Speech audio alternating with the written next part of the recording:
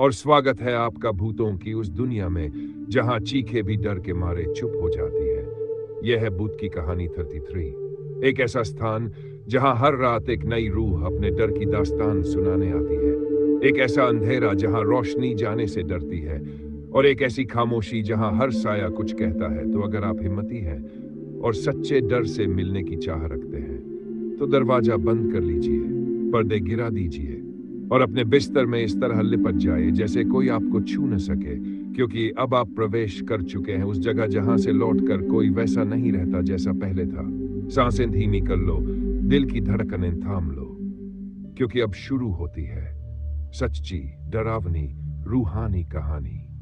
भूत की कहानी 33 में, जहां डर सिर्फ कहानी नहीं, हकीकत है। नमस्कार दोस्तों, आप सुन रहे हैं भूत की कहानी 33 और मैं लेकर आया हूं आज की कहानी, छाया का सच।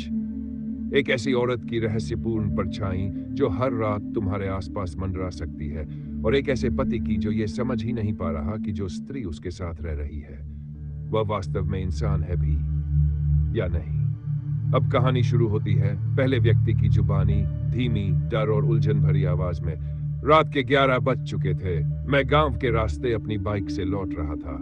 चारों तरफ सन्नाटा था, बस इंजन की आवाज और मेरे दिल की धड़कनों की गूंज सुनाई दे रही थी। रास्ते में वो पुरानी पुलिया पड़ी जो सुनसान और डरावनी लगती थी। वहीं मैंने देखा कि एक औरत खड़ी थी, अपने दोनों हाथ सामने किए हुए, सिर झुका हुआ जैसे नीचे की ओर झांक रही हो। दिल कांप उठा। मैंने सोचा, इतनी रात को ये औरत यहां क्या कर रही है? कहीं ये आत्महत्या तो नहीं करने वाली? मैंने जल्दी से बाइक रोकी और उसकी तरफ भागा, आवाज लगाई, सुनिए, रुकिए। लेकिन जब वो औरत मुड़ी और उसका चेहरा देखा तो मेरी रूह कांप गई। वो कोई और नहीं, मेरी पत्नी संध्या थी।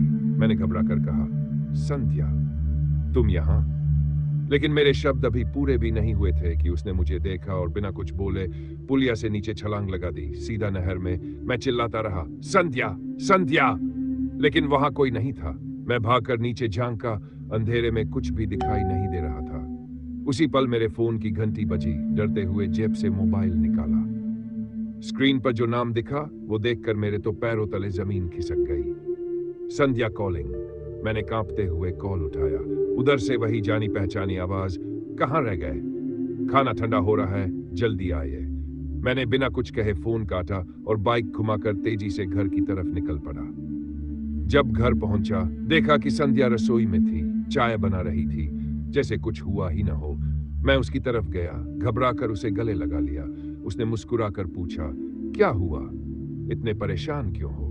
मैं कुछ न बोल सका, बस उसे पकड़कर खड़ा रहा। उसने कहा, छोड़िए, कोई देख लेगा, आप जाइए, मैं चाय लेकर आती हूँ। मैं कमरे में चला गया, बिस्तर पर बैठा रहा, सोचता रहा, क्या सच में मैं किसी भ्रम में था, या फिर जो पुलिया पर देखा वो कोई और था? अगले दिन मैंने माँ पिताजी से कहा कि चलो डूंगरी वाले बालाजी मंदिर चलते हैं, बहुत दिनों से नहीं गए, मन कुछ ठीक नहीं लग रहा। माँ बोली, हाँ बेटा, जब तुम्हारी शादी हुई थी तब गए थे, अब चलो सब साथ चलेंगे। संध्या को तैयार होने को कहा तो उसने कहा, आज मेरी तबीयत ठीक नहीं है, आप लोग चले जाए। मैंने जिद की तो बोली, मुझे पीरियड्स आ गए हैं, मैं मंदिर नहीं जा सकती। मैं चुप रह गया और घर वालों के साथ मंदिर चला गया। वहां जाकर कुछ शांति सी मिली, लेकिन जब घर लौटकर संध्या को प्रसाद दिया तो वो अजीब तरह से पीछे हट गई। बोली, आप जानते हैं ना, इस वक्त मैं प्रसाद नहीं खा सकती, और अंदर चली गई। मुझे बात अजीब लगी, लेकिन चुप रह गया। उसी रात छत पर मैं फोन पर बात कर रहा था, तभी सामने सड़क पर एक औरत चलती हुई दिखाई दी। घने बाल आगे की तरफ झुके हुए, घुंघरू की आवाज गूंज रही थी। रात के 10 बजे थे, सब सो चुके थे। वो औरत जब लाइट के नीचे आई तो उसका चेहरा दिखाई दिया और मैं सन्न रह गया। वो संध्या थी। मैं भागता हुआ नीचे आया, दरवाजा खोलकर बाहर निकलने ही वाला था कि तभी कमरे से संध्या की आवाज आई। वो किसी से कॉल पर बातें कर रही थी। मैंने सड़क की तरफ देखा, वहां कोई नहीं था। धीरे धीरे घटनाएं और भी डरावनी होती गई। एक रात मैंने देखा कि संध्या कमरे के कोने में बैठी है, दीवार को अपने नाखूनों से खुरच रही है। उसकी पीठ मेरी ओर थी। मैं बोला, संध्या, क्या कर रही हो? उसने जवाब नहीं दिया। जब मैंने जोर से पुकारा तो वो मुड़ी, उसकी आंखें बड़ी बड़ी और चमकदार थी। चेहरा भयानक दिख रहा था और फिर वो जोर से हंसने लगी। उसकी हंसी से पूरा कमरा गूंज उठा। तभी उसका सिर गर्दन से पूरा घूमा, बिल्कुल मशीन की तरह। मैं बिस्तर से उठने ही वाला था कि किसी ने मेरे कंधे पर हाथ रखा। पीछे मुड़कर देखा, वो संध्या थी, गहरी नींद से उठी हुई। बोली, क्या हुआ? आप किससे बात कर रहे थे? मैंने कांपते हुए कहा, कुछ नहीं, प्यास लगी थी और पानी पीकर लेट गया, लेकिन आंखों से नींद गायब थी। अगले दिन मेरा दोस्त राम भजन आया। बोला, कुछ बताना है भाई, भाभी ठीक है ना? मैं बोला, हाँ, क्यों? वो बोला, मैंने कल रात तुम्हारी पत्नी को छत पर देखा। वो छज्जे पर पैर लटकाए बैठी थी, बाल आगे की तरफ, बिल्कुल वैसी जैसे लोग गांव में कहते हैं। फिर वो बोला, एक पल में वो घूमने लगी, इतनी तेज जैसे कोई हवा, और फिर अचानक गायब हो गई। मैंने उसे टालते हुए कहा, अरे नहीं भाई, वो संध्या नहीं थी, हमारे पीछे वाली गली में गजरी रहती है ना, वो पगली है, नीम के पेड़ से छत पर आ जाती है, लोग उसे ही संध्या समझ बैठते हैं। उसने कुछ नहीं कहा, लेकिन उसकी आंखों में डर था। शाम को जब मैं ऑफिस से घर लौट रहा था, तो रास्ते में ऐसा लगा कि कोई गाड़ी के सामने आया। मैंने हड़बड़ाकर ब्रेक मारा, बाहर निकलकर देखा कोई नहीं था। पर जब गाड़ी स्टार्ट की और रियर मिरर में देखा, तो पीछे की सीट पर कोई बैठा था। वो संध्या थी। उसका चेहरा खून से सना हुआ, बाल बिखरे हुए, और धीरे धीरे मुस्कुरा रही थी। मैंने पीछे मुड़कर देखा, सीट खाली थी, लेकिन सीट और शीशे पर खून के धब्बे थे। मैं डर कर घर पहुंचा। मां ने पूछा, बेटा सब ठीक है? मैंने कहा, हाँ, और कमरे में चला गया। संध्या अलमारी में कुछ रख रही थी। वो बोली, देर हो गई आज। मैंने कहा, फोन पर बताया था। उसने कहा, ठीक है, खाना लगा देती हूं, और रसोई में चली गई। अब मैं बहुत घबरा चुका था। माँ बाबूजी को बुलाकर सब कुछ बता दिया। माँ ने कहा, बेटा मुझे लगा ये सिर्फ मेरे साथ हो रहा है, लेकिन वो सच में कुछ और है। मैंने खुद उसे एक रात छत पर बैठे देखा, फिर वो घूमने लगी और फिर गायब हो गई। मैं भागी तो ऊपर कोई नहीं था। अब कहानी का अंतिम और सबसे डरावना भाग शुरू होता है।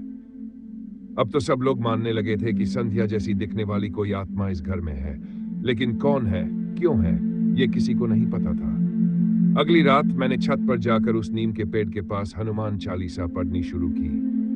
तभी पीछे से एक तेज चीख सुनाई दी। मुड़कर देखा, संध्या थी, लेकिन उसकी आंखें पूरी सफेद थीं। वो झूमते हुए मेरी तरफ बढ़ रही थी। मैं भागा और नीचे कमरे में आया, लेकिन वहां संध्या पहले से मौजूद थी, रसोई में खड़ी थी।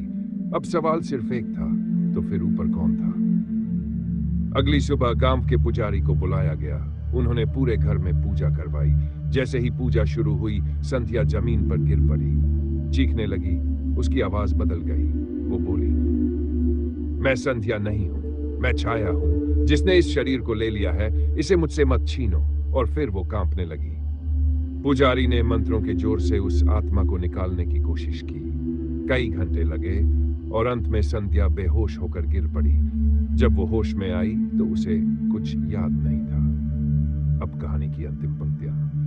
अब 6 महीने हो चुके हैं। संध्या बिल्कुल ठीक है, लेकिन हम हर महीने बालाजी के मंदिर जाते हैं और नीम का वो पेड़ अब वहां नहीं है, काट दिया गया है। लेकिन जब भी रात के वक्त छत पर कोई तेज हवा चलती है, घुंघरुओं की आवाज सुनाई देती है। कभी कभी लगता है वो छाया अब भी कहीं पास है। अगर आपको ये कहानी पसंद आई तो लाइक कीजिए, सब्सक्राइब कीजिए और कमेंट कर बताइए कि क्या आपने कभी किसी को अपने घर में 2 जगह एक साथ देखा है। ये थी छाया का सच, सिर्फ भूत की कहानी थी पर